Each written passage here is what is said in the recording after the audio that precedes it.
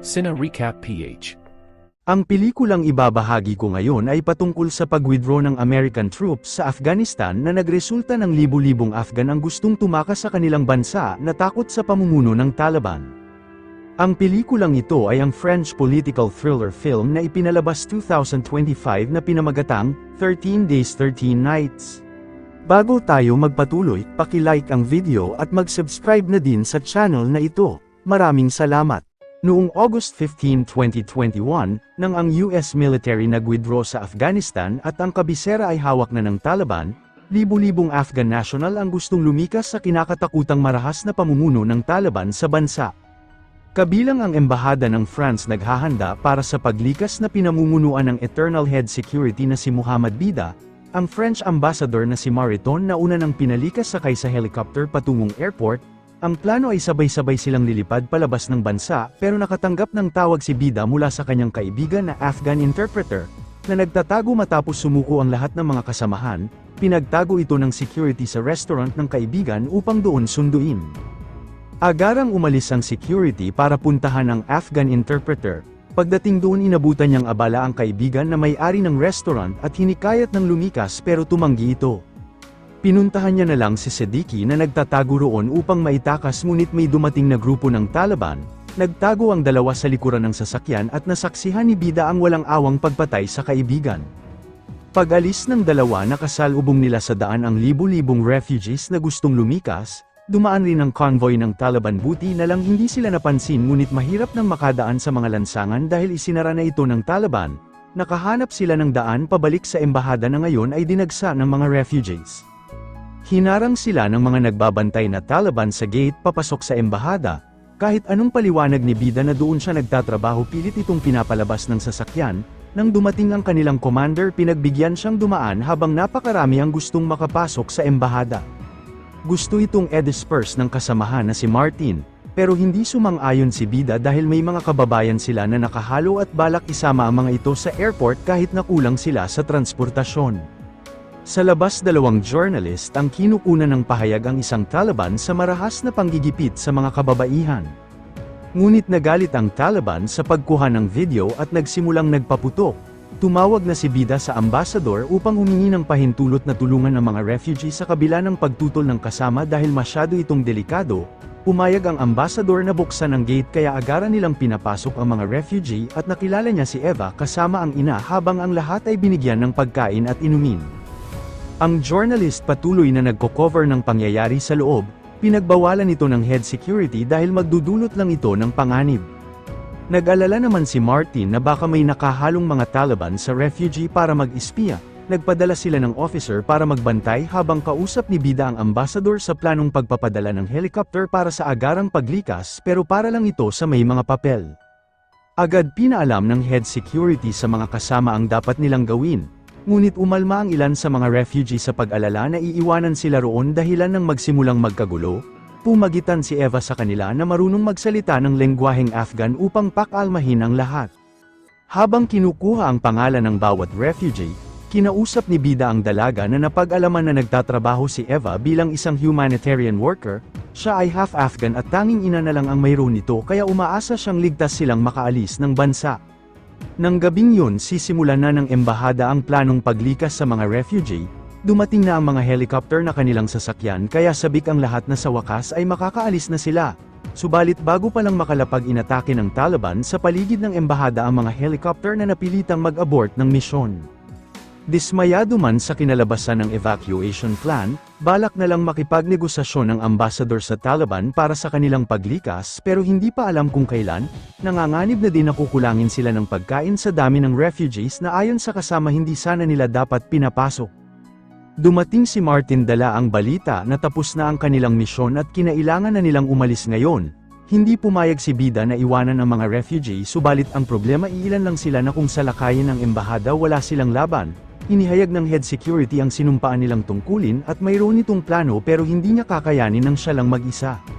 Sumang-ayon na ang mga kasama na manatili maging si Martin, pinuntahan nito si Eva para sa kanyang plano dahil ito lang ang mayroon siya na balak makipagsundo sa Taliban kahit na walang kasiguraduhan at napakadelikado, dahil ayun lang ang paraan ni Bida upang madala sa paliparan ang lahat ng refugee. Ngunit pinagbabantaan sila ng Taliban na may mangyayari sa kanila pag hindi umalis. Nang lumapit ang commander ng Taliban na inalam ang kanyang kailangan humiling ito ng bus na masasakyan patungong airport. Pinasunod siya ng Taliban palayo sa range ng mga kasama, masyado itong alanganin pero sumugal si Bida patungo sa isang silid upang doon mag-usap kung saan marunong pala ito sa salitang Ingles. Pinagbigyan siya sa kahilingan ngunit may iwan ang mga Afghan, nang subukan itong umalma pinagbantaan si Eva kaya nakiusap si Bida na ang mga Afghan ay nasa ilalim ng kanilang seguridad, pumayag na din ng Taliban sa hiling pero kailangan niyang magbigay ng listahan ng bawat isa. Sa kabila ng panganib nagtagumpay ang plano ni Bida na makipagsundo sa Taliban. Subalit nanganganib na masuspende ang paglikas dahil may nakuhang intel ang US na may pinakawalang ISIS ang Taliban at nangangambang magsagawa ito ng pambobomba sa paliparan. Nang malaman ito ni Bida agad siyang nagpa-contact ng boss para sa agarang paglikas. Binisita rin ito ang kaibigang Afghan na nangangamba sa kanyang buhay at nagbilin na kung may mangyari sabihin sa asawa na matay itong bayani. Handa na sa paglikas ang lahat pero maiiwan ang mga walang mga papel dahil sa banta ng terrorist attack. Ayaw makipagsapalaran ng head security dahil siguradong hindi din ito makakapasok sa paliparan, pero ang journalist kilala na ang bawat isa at iginigiit na mabubuti silang tao kaya napilitan na si Bida na isama sila sa paglikas. Ngunit wala pa ang mga boss na kanilang hinihintay, nang lumabas si Bida may tumawag sa kanya sa tabi na napagtanto na naroon ang leader ng Taliban na kanyang nakausap, dahil plano nitong sumama sa convoy kasama ang pamilya upang bigyan sila ng magandang kinabukasan. Ngunit nangangamba si Martin na baka mahuli ito ng Taliban na magpapahamak sa kanila. Nagbanta ang Taliban na pag hindi sila isama walang darating na boss at may nakahanda rin siyang papel na binago ang kanyang pagkakakilanlan. Wala na silang nagawa kundi pumayag at dumating na ang kanilang mga boss na sasakyan ng mga refugee, itinago si Siddiqui sa likuran ng mga gamit upang hindi makita at naghanda na ang lahat sa pag-alis pero hindi pa nabibigyan ng go signal si Bida mula sa ambassador para magbiyahe. Gayunpaman, pinaalis na niya ang kanilang convoy kung saan kasama nila sa sasakyan ang Taliban leader, tahimik silang pinadaan ng mga bantay sa gate dahil sa kasunduan na mapapasa kanila na ang embahada. Maya-maya pa napahinto ang biyahe nang makitang may mga Taliban. Ito pala ang escort na hiningi ng Taliban leader ngunit hindi niya kilala ang grupo. Pinasunod lang ang kanilang convoy upang bigyan ng ligtas na daan na wala ng pangamba pa sa Taliban checkpoint. Ngunit nang dumaan ang convoy sa tunnel huminto ang Taliban sa kanilang harapan at may dumating pang mga kasama, pinababa si Bida ng sasakyan dahil may utos sa kanilang suriin ang convoy. Tumanggi sana ang head security sa pagdadahilan na nagmamadali sila sa kanilang flight, pero hindi ito pinagbigyan at sapilitang ipinapasuri sa mga tauhan ang lahat ng mga sasakyan. Hinanap din ng papel ng Taliban na gustong tumakas, buti na lang hindi ito nakilala habang pinababa ang lahat sa sasakyan at nang may ayaw lumabas binasag nila ang bintana. Umakyat sa itaas ang journalist upang makiusap subalit nagsimulang nagpaputok ang Taliban. Pinapabuksan din ang likuran ng truck kung saan nagtatago ang Afghan interpreter. Gumawa ng paraan si Bida upang hindi ito mahuli kaya balak niya sanang ipakausap ang ambassador pero tumawag ang Taliban sa superior nito. Matapos makipag-usap nakipagsundo ang Taliban na gumawa siya ng pahayag na hindi nila sagutan pag may nangyari sa kanila at pwede na silang umalis. Agarang ginawa ni Bida ang hiling ng Taliban at bago pa makita ang kaibigan itinigil na ang inspection at malaya na silang umalis. Nagpatuloy na ulit sa biyahe ang convoy kung saan doon palang tumawag ang ambassador para sa go signal. Maya-maya pa isang mabilis na sasakyan na naman ang huminto sa kanilang harapan.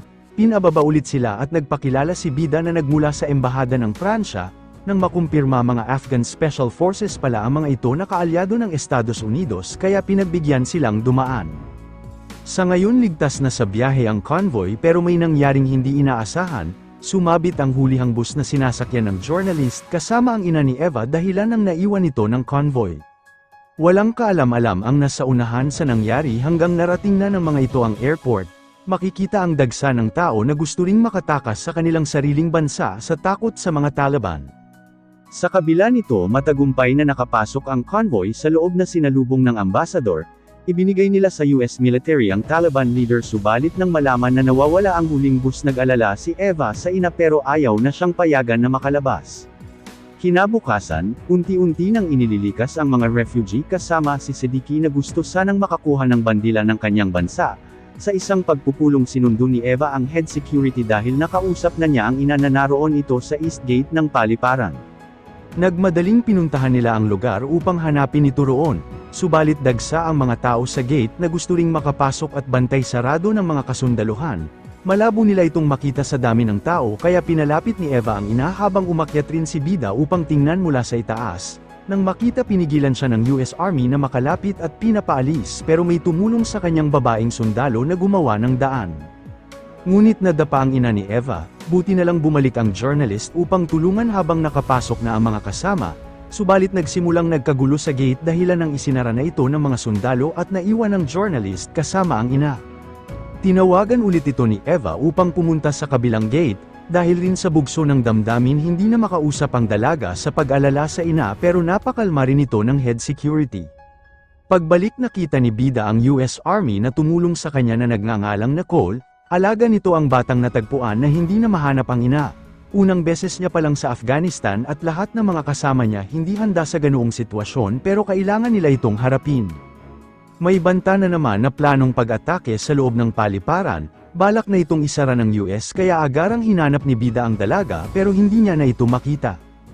Ang kanyang ina naroon na sa huling bukas na gate nakikipagsapalaran kasama ng journalist para makapasok, hindi pa rin ito mahanap ni Bida pero napag-alaman ng security na sumakay ito ng sasakyan kung saan pinuntahan ni Eva ang ina sa huling bukas na gate. Hinanap niya ito sa napakaraming tao hanggang sa makita sa kabila. Sinubukan siyang pigilan ng mga bantay pero pinilit ni Eva na makuha ang ina at tumulong na rin ang US Army. Sa kabila nito sina Cole may nakitang kahina-hinalang lalaki na naglalakad. Pinatigil niya ito subalit lumabas na isa pala itong suicide bomber at pinasabog ang buong lugar kung saan dumating si Bida na sugatan. Sa nangyaring pag-atake, 169 na sibilyan ang namatay habang 13 ang panig ng US Army. Pero sa kabila nito nakaligtas ang mag-ina maging ang lahat ng kanilang kasama sa pagsabog at naghanda na para sa pag-alis. Habang naghahanda na si Bida ng kanyang mga gamit, nalaman nito na kabilang sa namatay si Cole na lubos niyang ikinabigla. Hindi nagtagal umalis na sila at nakita ang mga sundalong nagsakripisyo ng kanilang buhay. Bago sumakay, kumuha siya ng bandila ng Afghanistan at kaunting lupa upang dalhin sa kanilang pag-alis dahil hindi na siya makakabalik pa. Dito na nagtatapos ang ating kwento, sana nagustuhan nyo, i-like ang video at mag-subscribe na din sa channel na ito. Maraming salamat sa panunood, hanggang sa muli paalam.